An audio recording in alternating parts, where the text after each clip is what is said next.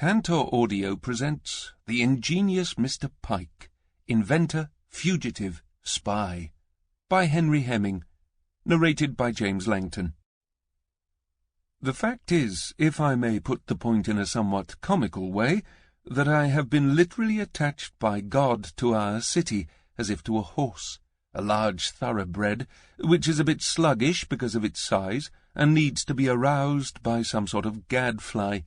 Yes, in me, I believe, God has attached to our city just such a creature, the kind which is constantly alighting everywhere on you, all day long, arousing, cajoling, or reproaching each and every one of you.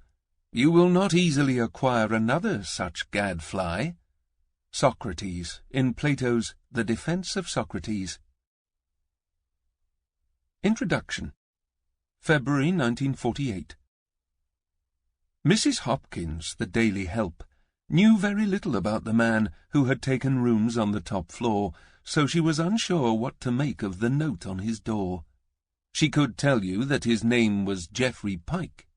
He was just over 6 feet tall, wore a battered Homburg over his balding pate, and walked with the stoop of a man recovering from illness. He was bearded, middle-aged, and lean. He had large feet, spoke with a deep and musical timbre, and received an unusual amount of post from overseas. As far as she was aware, he was a good lodger, in the sense that he took in few guests, kept to himself, and was never late with his rent.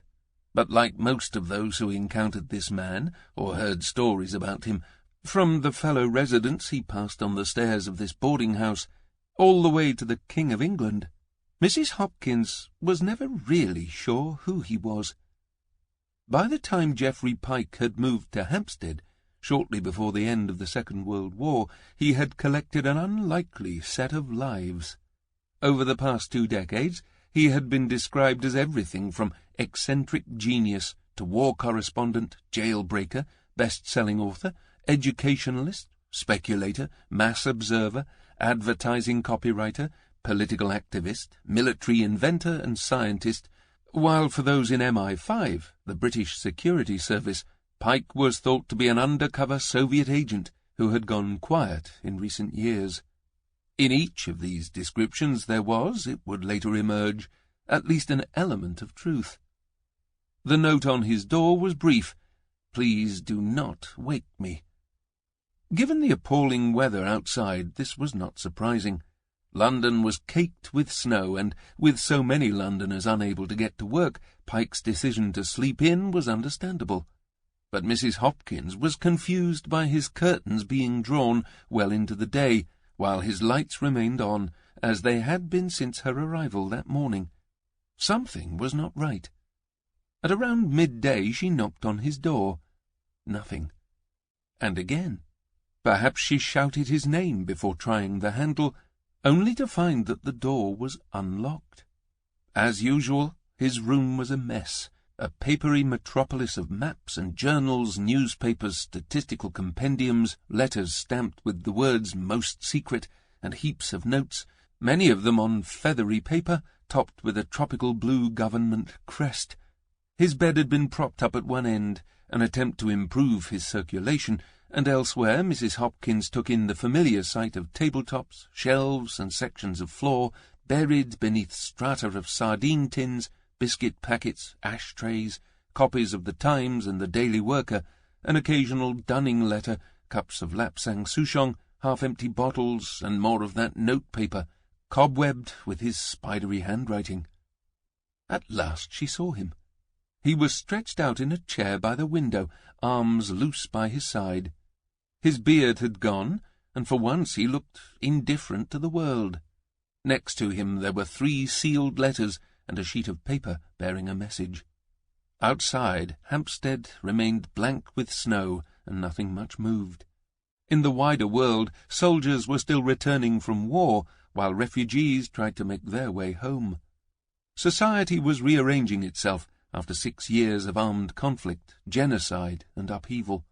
It was starting to rebuild and reconfigure according to new indices of fear and hope, but it would do so without this man. Late on Saturday, 21st February 1948, aged 54, Geoffrey Pyke had taken his own life. As Time magazine put it the following week, it was the only unoriginal thing he had ever done. This is the story of a man described in his Times obituary as one of the most original, if unrecognized, figures of the present century. Geoffrey Pyke was hailed by J.D. Sage Burnell as not only a genius, but one of the greatest geniuses of his time. Lancelot Law White, who helped develop the jet engine, compared him to Einstein, adding that Pyke's genius was more intangible, perhaps because he produced not one, but an endless sequence of ideas. A scientist who worked alongside him felt he stood out among his fellows like the north face of the Eiger in the foothills of the Alps. For another, this was the sort of man who would have invented the wheel. Everyone seemed to agree on the quality of his mind, yet few could understand why he had committed suicide. Fewer still had any inkling that he might have led a double life.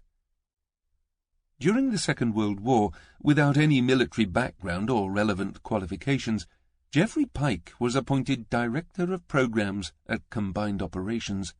As one of the right-hand men of its buccaneering chief, Lord Louis Mountbatten, he was responsible for a stream of schemes, feints, and military inventions, including the idea, known as Pluto, for an oil pipeline under the English Channel, and another proposal whose advantages for Prime Minister Winston Churchill were so dazzling that they do not at the moment need to be discussed. Of another plan, Churchill wrote, "Never in the history of human conflict will so few immobilize so many." Both had at their heart an ingenious use of ice. It was also around this time that King George VI heard about Pyke and became known for his impersonation of Mountbatten's most colourful boffin, which involved exaggerated strokes of the royal chin. At the time Pyke wore a goatee. That he was the subject of lively stories told by Dicky Mountbatten to his cousin the King hints at a bright and unbuttoned personality. To look at, Pyke was certainly distinctive. Friends describe his immense natural dignity. One man compared him to a Russian princeling. For the Nobel Prize-winning playwright Elias Canetti, he was like a figure on a Byzantine icon. By the end of the war, there was a rich folklore of stories about Pyke and his various wardrobe malfunctions. It might be his flies getting stuck open, his preference for no socks whatever the weather, or his use of a shoestring instead of a tie. He was capable of standing out in any setting, a fluorescent thread on a Hessian sack, no matter where he went, and in many ways he cultivated this image of himself as the odd man out. But these tales told to the King were built up around more than the way Pyke conducted himself or his sartorial idiosyncrasies. At their heart was his extravagant ability to solve almost any problem put to him. Stranger still, his solutions seemed to work. Geoffrey Pyke had a genius for innovation. He was one of the great innovators of the 20th century, both in the staggering range of his radical ideas and in his technique. He was involved in the birth of, to name just 5, a revolutionary kindergarten based on Freudian psychoanalysis, the mass observation movement, a pioneering charity, the NHS, and the Devil's Brigade, the maverick American-Canadian commando unit, to which today's US and Canadian Special Forces trace their origin, and which provided the inspiration for Quentin Tarantino's 2009 film Inglourious Bastards, about a band of Allied guerrillas wreaking havoc behind enemy lines. He brought into the world a galaxy of ideas without having any particular expertise or even a university degree. He relied instead on an intuitive and crystal-sharp understanding of what mattered, why it mattered, and what he as a private citizen could do about it. Throughout his life, Pyke arrived at the cutting edge of the great issues of the day, and, as a consequence, his career, if career is the right word, can be seen as an alternative chronicle of the first half of the 20th century, an age of extremes in which the possibilities of politics and science seemed to stretch further out to the horizon than ever before. Pyke lived according to the spirit of these times. Indeed, he strove to embody within himself the bold idea that it was possible to rewire human society, and to produce a world without war or want, in which the future and everything it stood for would be embraced like an old friend. Original, eccentric, ambitious, Pyke liked to get the measure of his audience by making them laugh. He was a gadfly, a perpetual outsider with a nose for what he called humbug. His response to solemnity was to look for the joke, and more often than not, this was where he found the seeds of his solutions, or, as he put it, it is the concealed truth that makes the jest. He could be infuriating as well as funny, and at times his company was sobering. Indeed, the U.S. Deputy Solicitor General, Oscar Cox, likened Pyke to the voice of conscience in spring. Although a man of supreme gifts, Pyke was not a household name at the time of his death, and for many Britons today, the first Pyke who comes to mind will be his cousin, Magnus Pyke, the amiable 1970s scientific popularizer. Geoffrey Pyke remains, as he was at his death, one of the most original yet unrecognized figures of the 20th century. His genius was for coming up with radical ideas, not for seeing them through to completion. He had no interest in his legacy, hence there are many parts of his life that have remained unexplored since his suicide. Only now, following the release of previously classified documents by MI5, can this man's extraordinary story be told in full. In August 2009, most of MI5's material on Pyke entered the public domain. This hoard of documents offers an entirely new perspective on his life. MI5 suspected him of being a German spy in the First World War, and during the next war, while in the employ of combined operations, he was thought to have been a senior Comintern official working undercover for the Soviet Union. MI5 even discovered his Soviet codename, Professor P, and after his death found evidence of a connection between him and Soviet agents Guy Burgess and Anthony Blunt. The case against him was detailed and substantial. It was based on intelligence drawn from MI5 informants, scraps of overheard conversations, intercepted letters, and the results of Special Branch and MI5 observations of Pyke, in which he was shadowed through the streets of London. His career in combined operations was curtailed, yet at no point did he understand the extent of MI5's suspicions. No charge was ever brought against him, and until now, the truth of these allegations and of Pyke's real identity have remained a mystery. This book is as much about whether Geoffrey Pyke was a Soviet agent during his time working for the British government, and if so, why, how, and to what end, as it is an account of the way he thought. Only by combining these sometimes disparate strands of his life can we get a sense of his beguiling, self-destructive genius, and the extent to which it was a product of the society that he inhabited. Here was a man who saw the world into which he had been born as a kaleidoscope of challenges, problems, and questions, many of which had not yet been asked. For this reason, what follows is arranged around MI5's efforts to understand who he was, as well as the great problems he took on during his lifetime, problems which obsessed him, motivated him, and ultimately defined him. In the throes of adolescence, Pyke began to believe that he was capable not just of identifying the most urgent problems faced by his generation, but of finding solutions to them. Whether it was the design of a new motorcycle sidecar, how to make a fortune by trading copper futures, or finding a way to avert the outbreak of war, Pyke was convinced that he could come up with an answer if he came at the question in the right way. It was an approach which he refined throughout his life, and one which he felt could be learnt by anyone. We can all think like geniuses, he insisted, but only if we are prepared to look foolish now and again. His outlook was particular, bold, and exacting, and it was not without risks. One of the first problems he set out to solve very nearly led to his death. It was the summer of 1914. The world had gone to war.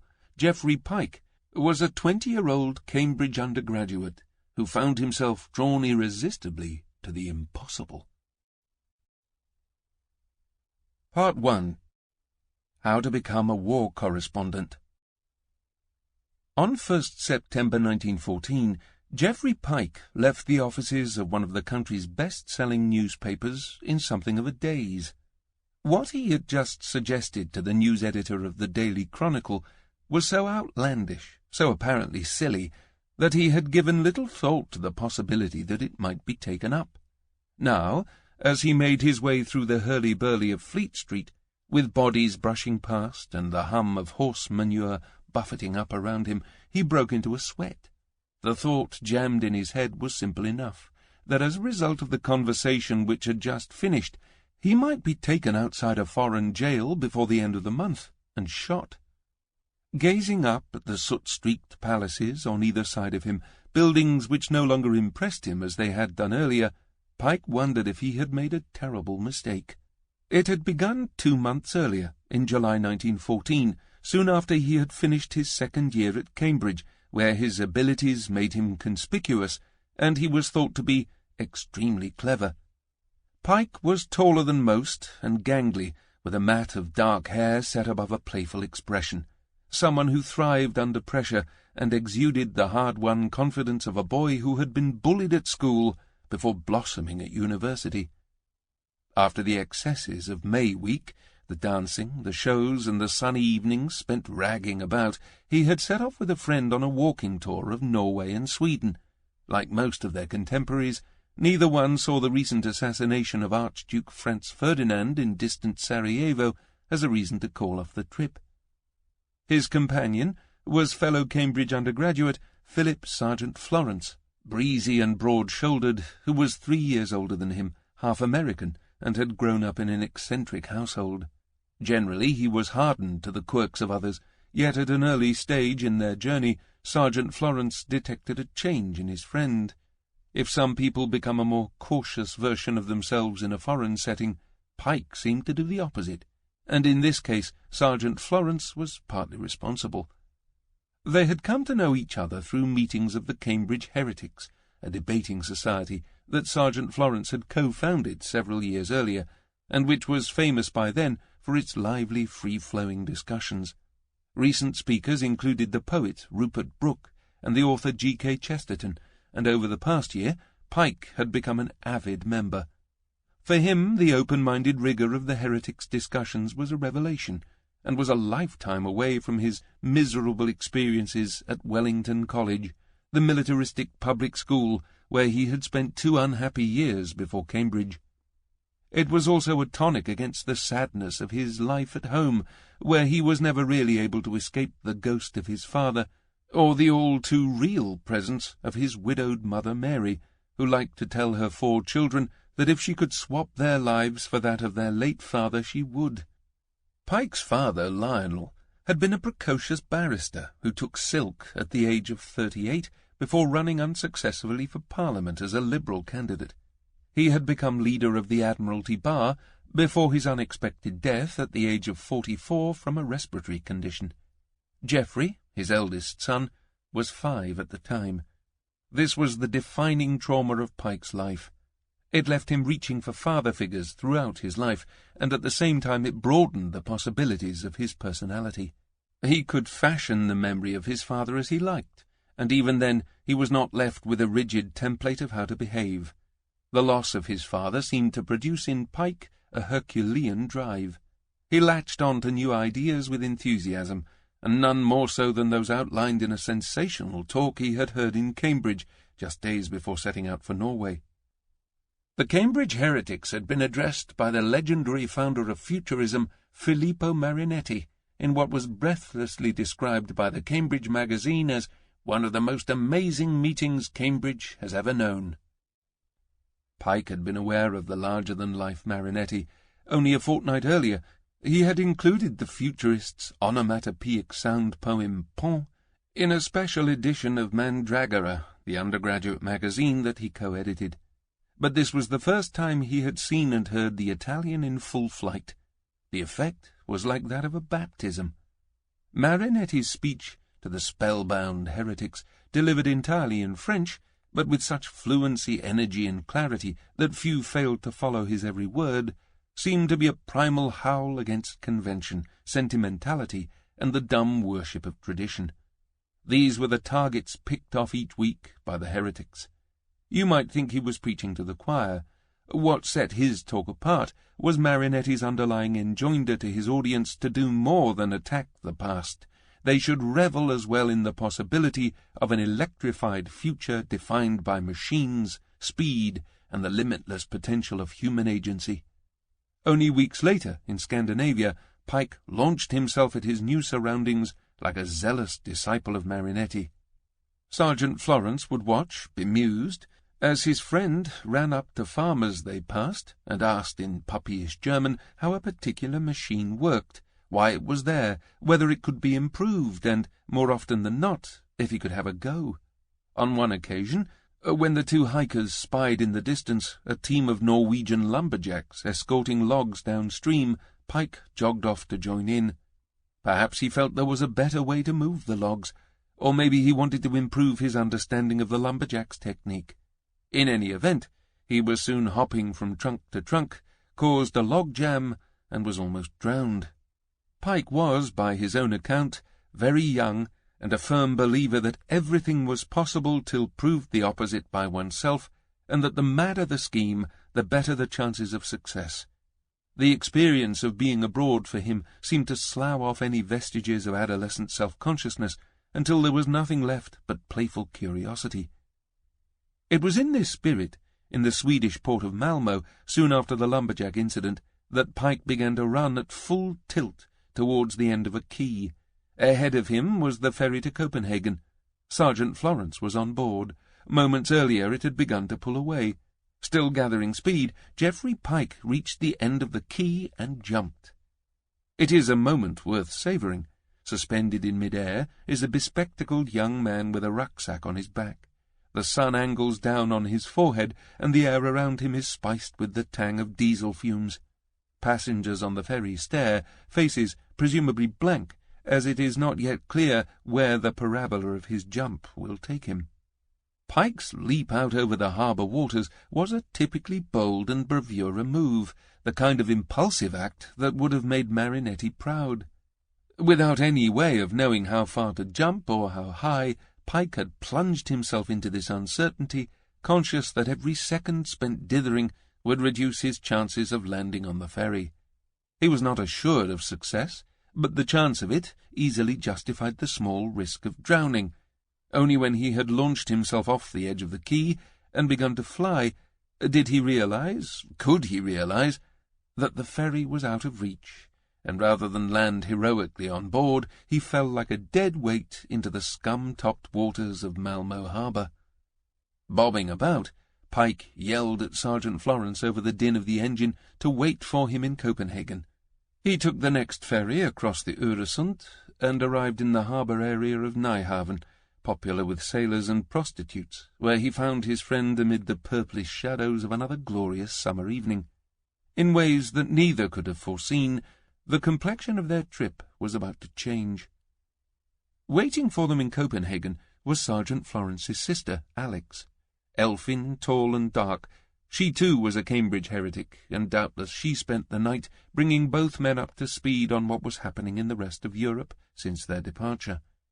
There was Austria-Hungary's ultimatum to Serbia, the Kaiser's support for the Austrians, Russia's backing of Serbia, France's resolve to weigh in, Britain's refusal to rule herself out, and more recently, more ominously, the Kaiser's decision to cut short his own holiday in the Norwegian fjords. Not long after, on 28th July, these three Cambridge heretics heard that Austria-Hungary had declared war on Serbia. This was not an elaborate newspaper scare. It was real. It had begun. There followed across Europe more than 40 declarations of war and orders to mobilize. In Paris, the word heard on every street corner was incroyable. The world is gone mad, wrote Winston Churchill to his wife. There were drunken celebrations in Berlin, Paris, and Vienna as youthful crowds bawled out patriotic songs late into the night. As young men began to be called up, thousands of rushed marriages took place over that sweltering weekend. In Copenhagen, meanwhile, Philip and Alex Sergeant Florence took a ship back to Britain. Pyke remained where he was. Rather than return to London, he chose to send a telegram to the head office of Reuters, news agency of the British Empire, offering his services as a correspondent. It was a reckless move. The longer he stayed in Denmark, the harder it would be to find a ship back to Britain, and he was not even assured of a reply from Reuters, let alone a positive one. Reuters, it turned out, was facing the worst crisis in its history. Its arrangement with the Berlin-based Wolf news agency was on the brink of collapse, which would soon open up enormous gaps in its news-gathering service. Letter codes, whereby Reuters correspondents used code to reduce the length of their telegrams back to London, were soon to become illegal, which would force costs to soar, while the ill-conceived Reuters Bank was in dire straits now that its manager, a Hungarian, had been conscripted into the Austro-Hungarian army. Shortly before the outbreak of war, the company's senior management had decided that only a handful of war correspondents could be sent into the field, otherwise they must rely on freelancers, known either as string or special correspondents. Just days after making this decision, Reuters received an offer of correspondence from an unknown 20-year-old in Copenhagen. He was English and appeared to be literate. In that strange hiatus between the outbreak of war and Britain's entry into it, with the shape of the war hanging in the balance, Reuters agreed to take on Pyke as a special correspondent. Pyke would later refer to himself with pride as Reuters' special correspondent in Denmark at the time of the outbreak of war. It was an audacious coup, born of little more than his being prepared to look foolish. But, as he soon discovered, writing the telegram had been the easy part. Finding some news was going to be more difficult. Though Pyke once described Copenhagen as the Athens to which Norwegians flocked when their own barren hills did not provide enough intellectual intercourse, his initial experience of Danish conversation was Spartan. Woe betide him who finds himself a correspondent on those silent shores, he groaned. The people of Copenhagen seemed to have perfected the ability to answer the most pointed of questions with a discreet evasion, and the most subtle by ignorance.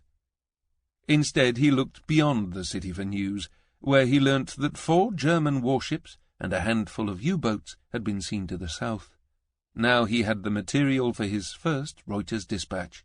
It would also be one of his last. In London it was noted that 4 German destroyers were also reported off Hammerfest, apparently bound for the White Sea. Reuters' correspondent at Copenhagen stated that on the afternoon of August 5, 3 German submarines were sighted at the southern outlet of the Sound. They appear to have taken up their position there as a sort of advance guard. This was first-rate news. In Reuters there must have been murmurs of congratulation for those who had given Pyke his opportunity. Now they wanted more. In a confident and expansive mood, Pyke cast his net wider, and over the coming days met Edward Lyle Fox, a young American with a high forehead, who was later described by Special Branch as a rather seedy individual. Fox was a 26-year-old special correspondent, with only a handful of pieces to his name, mostly travel and sports. As Pyke would later find out, he was not everything he appeared to be. At one point in their conversation, no doubt to impress the young Englishman, Fox let on that he was able to smuggle uncensored material into and out of Germany. The implications for Pyke were stunning. There were no British correspondents in Berlin, and it was illegal for British, French or Russian nationals to enter the country. Editors on Fleet Street had given up all hope of getting uncensored correspondence out of Germany, and yet the desire to know the truth of what was going on at that time in the interior of Germany was intense, wrote Pyke. The floodgates of news had clanged to, and not a word that could be prevented, or had not a purpose in it, was leaving Germany. If Fox was to be believed, then Pyke had only to find willing correspondents in Germany who could pass their reports to Fox before he took them out to Copenhagen. Pyke would then courier this material to London. On Fleet Street the bidding war would be frenzied. All Pyke needed was a list of correspondents in Germany. On 17th August, at 7:45 in the evening in Copenhagen, Pyke sent the following telegram to Reuters in London. The brakes were added by the censor who let it pass. Have means of uncensored communication interior Germany. Literary and telegraph. Sample complete. Ready to continue?